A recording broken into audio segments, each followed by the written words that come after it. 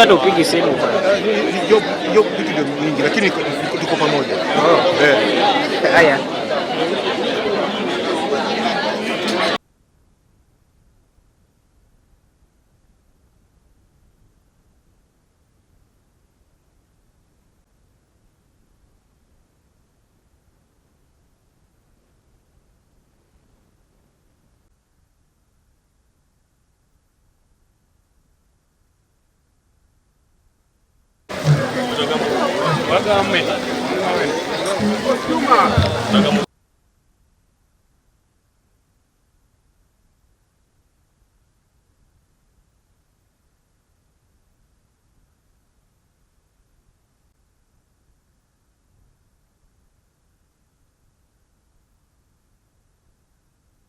Farmers in the alternative livelihood program. The success of the initiative in Migori has attracted other counties such as Meru, Busia and Mungoma, which are going to join the initiative in the expansion phase. We are also very grateful to the new governor, His Excellency Ochilo Ayako, that he has embraced the initiative and assured its continued implementation.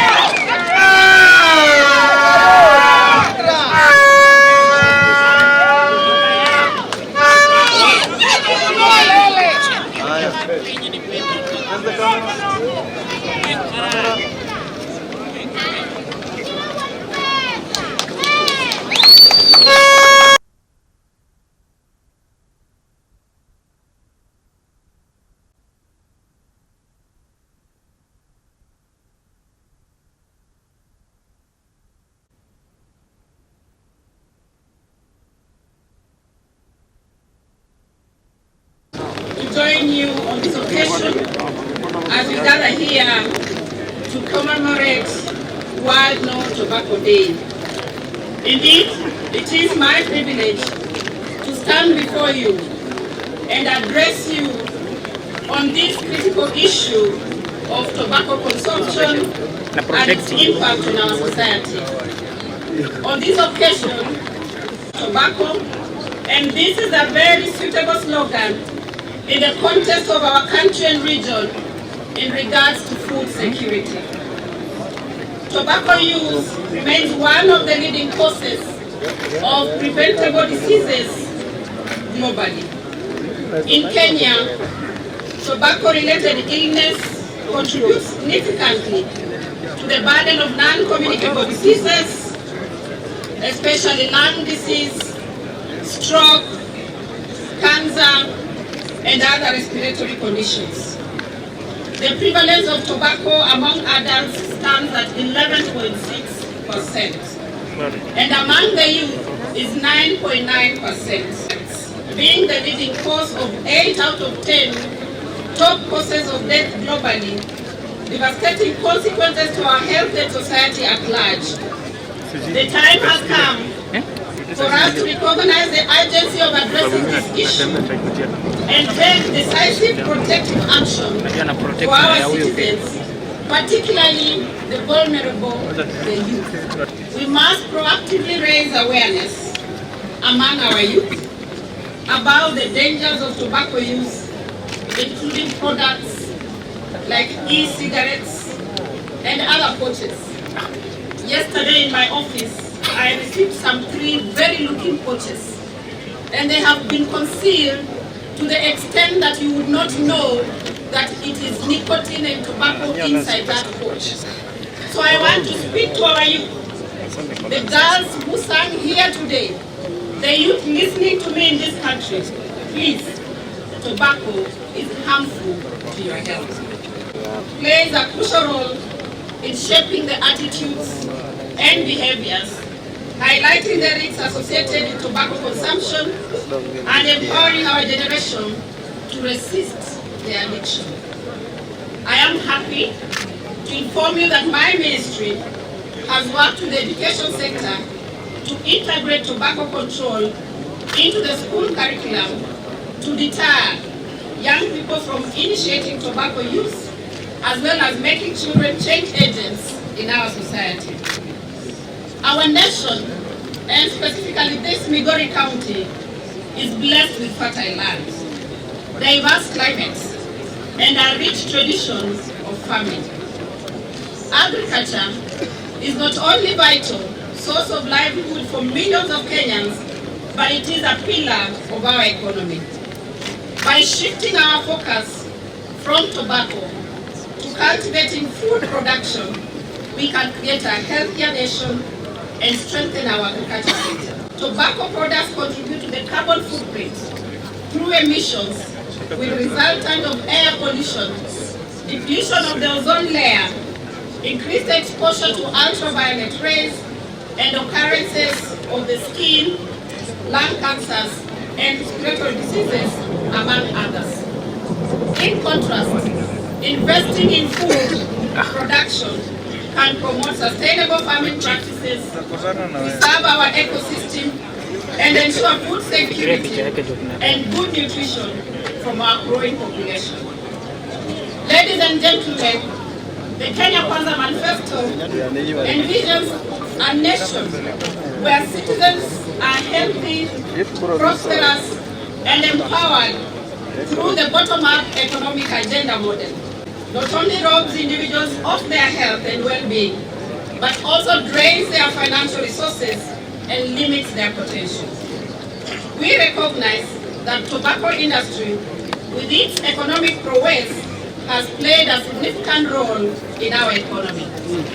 However, this economic prosperity comes at a cost of the public health. We must therefore transition our focus from tobacco to alternative, sustainable industries that can offer employment and economic opportunities while safeguarding the health of our people. And I want to agree with the MCA who spoke here. And when I go back to Nairobi, I will speak to my colleague in agriculture regarding the Sony Sugar Factory, so that he can promote employment for the many youth that I see before me today in Victoria. Kenya is a signatory to the WHO Framework Convention on Tobacco. This is a global treaty aimed at reducing tobacco consumption. By being part of this international effort, we have committed ourselves to implementing evidence-based tobacco control measures and adopting strategies that protect our population from the harms of tobacco. And at this juncture, I really want to thank you for having chosen Kenya globally, that today we are celebrating World Tobacco Day in Kenya, and not just Kenya, but in Migori County, and not just Migori County, but Uhuru County. Once again, as a country, we are on the global map to our active efforts on tobacco control. And the presence of the global leaders here is a testament that Kenya remains a front runner in the area of alternative livelihoods. There is an African proverb, and not just African, but a Bukusu proverb where I come from, where it says, when you take away a sword from a child, you give them a stick. And I am proud that today we have transitioned over 200 farmers from tobacco growing to a highly nutritious Nota-Bene. All this could not have been possible without the assistance of our partners, the World Health Organization, Food and Agriculture Organization, and the World Food Programme. We offer our sincere gratitude and assure you of our continued collaboration to support other high-burden tobacco growing counties, including Bungoma, Busia, and Meru, to overcome this. Let me recognize and congratulate the recipient of this year's World No Tobacco Day. It makes me proud, not just as a Minister of Health, but as a Kenyan, that Kenya has received 10 awards in total so far. We strive to sustain the momentum in the agenda for tobacco control. I want to thank you all for your unwavering contribution to our shared vision of a country free of tobacco. Maana hii siku na kwa nini tumekuja kusherehekea hapa Migori? Vile Mheshimiwa Nyamita amesema, mimi wakati nilipokuwa katibu Wizara ya Mifugo tulifanya kazi kwa karibu sana na kaunti ya Migori. My government, in conjunction with the national government, are collaborating into building an industrial and aggregation park. We have chosen Makalda here in Nyatike because Makalda has available public land over 100 acres. As we do so, I want to promise the farmers who are getting into alternative food or crop production that the aggregation park will provide opportunity for value addition. It will also provide opportunity for employment to us. Because you've been growing tobacco and you know how it is to grow tobacco, but then you also need to know what it is to grow the alternative crops. And then in the end you need to have access to the market. And we do have our partners from the World Food Programme who help us with that as well, so that you have access to the market. And that is where then the rubber hits the road, as we say. So I do understand your concerns, and they are very real. If I were you, I would ask the same question. So we need to have sustainable finances in our families to actually move out of tobacco. That is the ground idea, the basic idea of this project. And so I'm very, very happy that already 2,000 farmers of you, who many of you are here, right? I can see you there, you're here. And many of you still are thinking about it.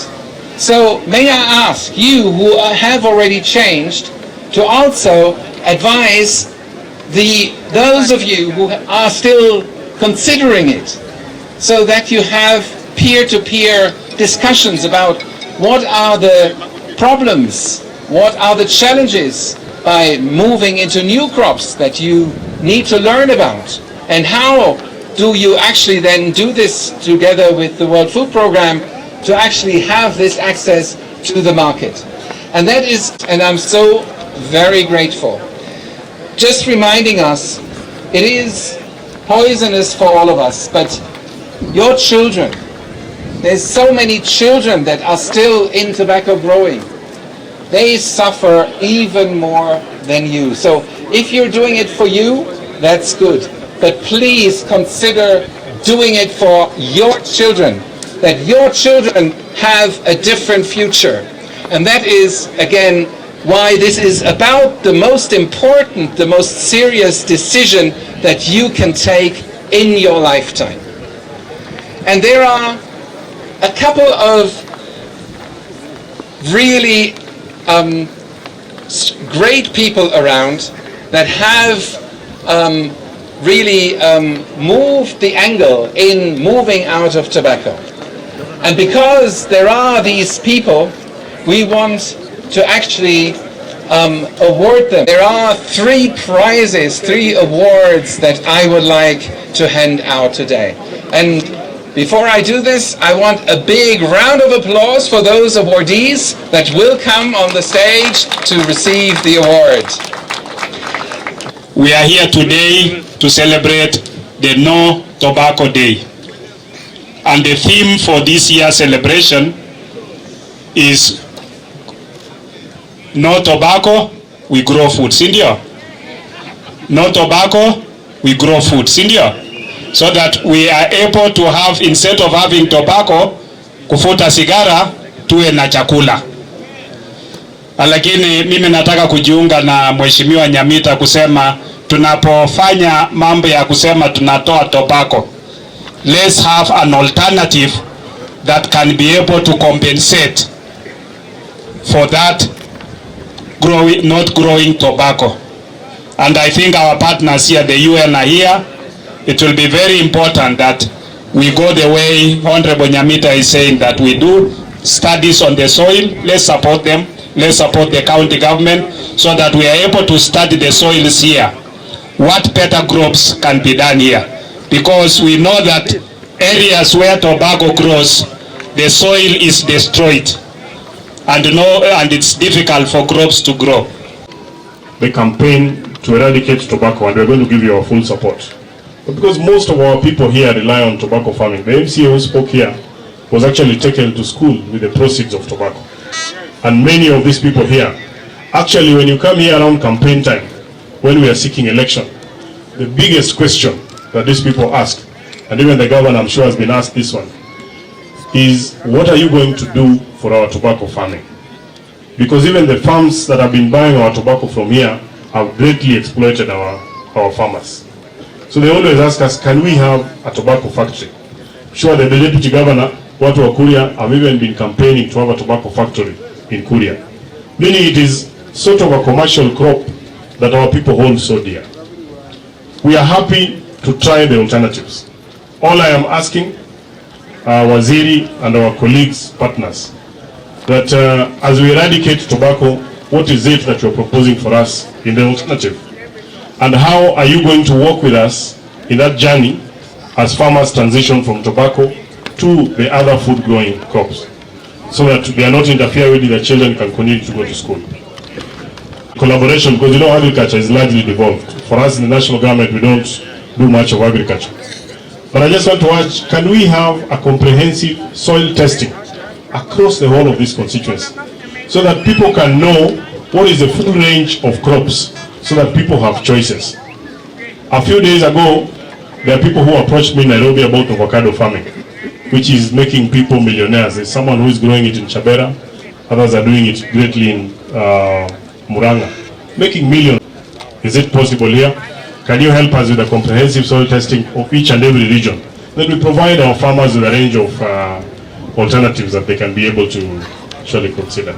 Of the WHO Framework Convention on Tobacco Control, I'm very proud to be here today celebrating the World No Tobacco Day 2023 in Migori County. The theme of this World No Tobacco Day, Grow Food, No Tobacco, cannot arrive at a better time. Article 17 of the Convention states that parties shall, in cooperation with each other and with competent international and regional intergovernmental organizations, promote, as appropriate, economical viable alternatives for tobacco workers, growers, and, in the case may be, individual sellers. As that is exactly what this experience in Kenya is doing in a joint work of the national and county authorities supported by international organizations, WHO, FAO, World Food Program and Farm to Market Alliance, and of the most important part, the farmers. The WHO is a binding treaty that is based on the right of all people to the highest standard of health. It contains science-based measures that can help to stop the unnecessary toll of death and disease caused by tobacco consumption and exposure to tobacco smoke. One of these measures is Article 17, that has been so far one of the least implemented articles of the Convention, and while the demand for tobacco leaves will not drop overnight, governments have the responsibility of thinking ahead and begin the process of reconversion. But even beyond that, growing tobacco is not providing decent work conditions and income to farmers. And I don't need to explain here the problems related to tobacco farming, a crop that is labor-intensive, usually requiring the work of the whole family, children included, since, as I heard yesterday from a farmer, the plants don't wait. From the health perspective, the green leaf sickness from handling the leaves, the exposure to high amount of pesticides, and to the smoke during the curing process are some of the problems. And adding to the predatory practices, selling overpriced inputs and manipulating the final price of the leaf. The idea of tobacco growing as an economic benefit for countries is not true either. The big money resulting from these commercial activities goes to the industries overseas, and the countries are left to bear the environmental cost of tobacco, degraded soil, deforestation, desertification, and overuse of water. But Kenya in general, and Migori County in particular, are showing to the world that a change is possible, that a change is improving the livelihoods of farmers, giving them a better income with less labor, allowing a better future for their families, particularly children that are not required to work in tobacco field and instead can go to school and can also provide some relief to the pressing problem, global problem of food insecurity. So farmers that have not done so yet to consider switch to alternative provided and urge national and county government to support farmers in this transition and to stop any subsidy for tobacco farming. Congratulations to Migori County government and particularly to the farm for daring to stop growing tobacco.